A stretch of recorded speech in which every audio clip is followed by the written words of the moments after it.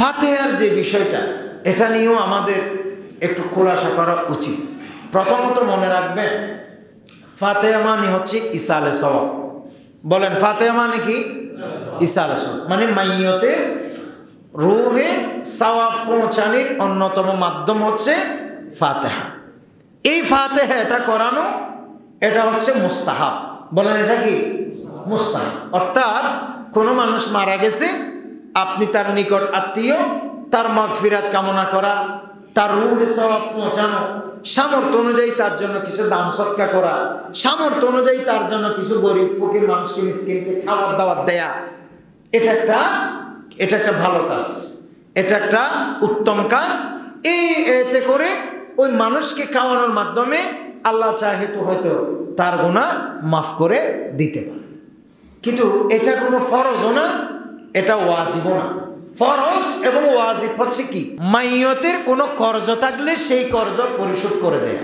রাসূল কারীম সাল্লাল্লাহু আলাইহি ওয়াসাল্লামের একজন সাহাবী, সে মারা গেছে, তার কিছু সম্পদ ছিল, তার ভাই রাখছে।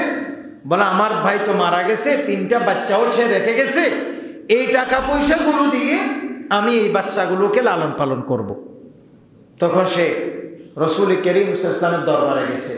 বলে, ইয়া রাসূলুল্লাহ, গতকাল আমার ভাই মারা গেছে, আমার ভাইয়ের এই এতগুলো টাকা আছে, এই টাকাগুলো আমি আমার ভাতিজাদেরকে দিতে চাচ্ছি, তারা বড় হবে, তাদের জন্য এগুলো খরচ করব।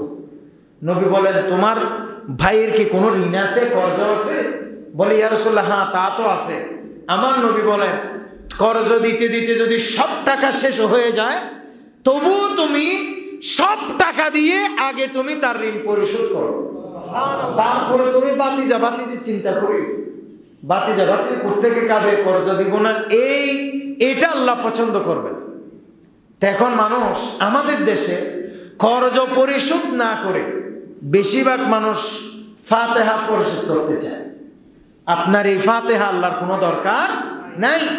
আগে আপনারা চেষ্টা করবেন, যেই মানুষটা মারা গেছে তার কোনো কর্জবীর্য আছে কিনা। কারণ ফাতিহার জন্য গরু জবে করা শর্ত নয়, মুরগি জবে করা শর্ত নয়।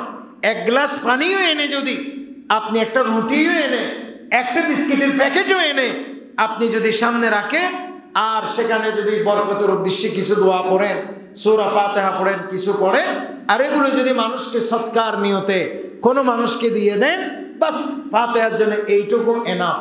আর তার জন্য সব থেকে বড় দরকার হচ্ছে তার মাইয়তের কোনো কর্জ থাকলে কর্জ কি করা, পরিশোধ করা। কি দেখুন, সমাজে আমরা কি দেখতেছি, মাস একটা মারা গেছে, কর্জ আছে না নাই এই টেনশন নেই। দাফন করার সাথে সাথে সবাই চেয়ার টিয়ার নিয়ে গুড় করে বসে আছে। বলে, সাইদ্দিন ফাতে, তুমি কি দিবে, তুমি কি দিবা, তুমি কি দিবা, তুমি কি দিবা? বড়দা, তোমার ব্যবসা বাণিজ্য ভালো, তুমি 20,000 টাকা দিও। তোমার কি বলছে ব্যবসা বাণিজ্য ভালো? 20,000 টাকা। ওনার ব্যবসা ভালো হোক মন্দ হোক, উনি যদি নিজের ইচ্ছেকৃত যদি 20 আনাও না দেয়, তাহলে তাকে জোর করার কোনো সুযোগ আছে? আর যদি জোর করে নেন, এটা তো ফাতিহা হবে না, এটা তো ডাকাতি হবে।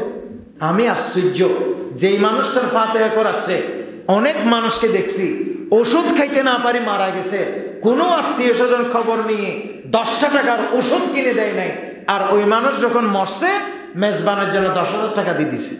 এমন অনেক মানুষ আছে যারা মৃত্যুর আগে একটা ভালো কাপড় পরতে পারে নাই, কোনো আত্মীয় বলে নাই, বদ্দা তোমার তো একটা শার্ট নাই, হ্যাঁ তোমার তো একটা লুঙ্গি নাই, ধরো আমি তোমাকে এই শার্টটা দিলাম, লুঙ্গিটা দিলাম, কাউকে বলার দরকার নেই, এটা তুমি পরিও। এইটা কেউ করে নাই। কিন্তু এই মানুষটা যখন মরছে 50,000 60,000 টাকা দিয়ে দিছে গরু কিনে আনি মেজবান দেওয়ার জন্য। মাকসুদ তো মেজবান না, মাকসুদ হচ্ছে খাওয়া। সুতরাং এই জাতীয় ফাতিহা আল্লাহর কাছে কোনো দরকার নেই। ফাতিহা করতে হবে একমাত্র কার জন্য? জোরে বলেন, কার? আল্লাহর জন্য, আর মৃত ব্যক্তির ইসালে সওয়াবের নিয়তে।